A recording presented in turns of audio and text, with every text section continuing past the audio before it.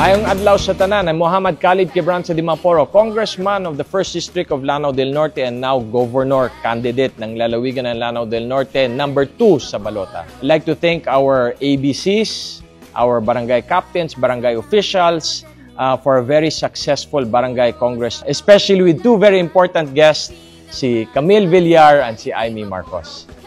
Amy Marcos gave a very nice speech reminding everybody of the history between the Dimaporo family and the Marcos family.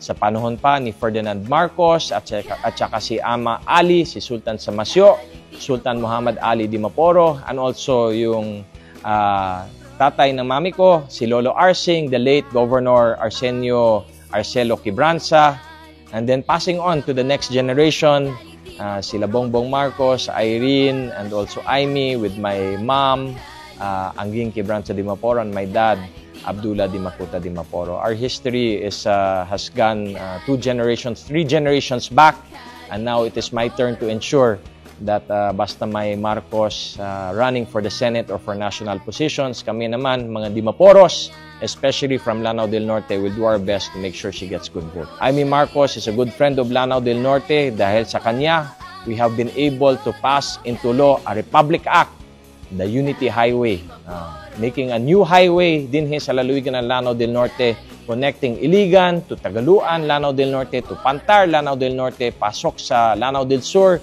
diretso sa Talakag, Bukidnon. Amy Marcos is also instrumental in giving so many projects sa mga mayors natin, atong mahal na gobernador, downloading mga local projects under the LGSF with the DILG, mga ayuda, mga tupad, and so forth. So we can rest assured, basta ibalik natin si Amy Marcos dyan sa Senado, Lanao del Norte will have a very good and very close friend in the Senate. So ayaw kalimte, mga taga Lanao del Norte, Amy Marcos para sa Senado, number 39 sa balota.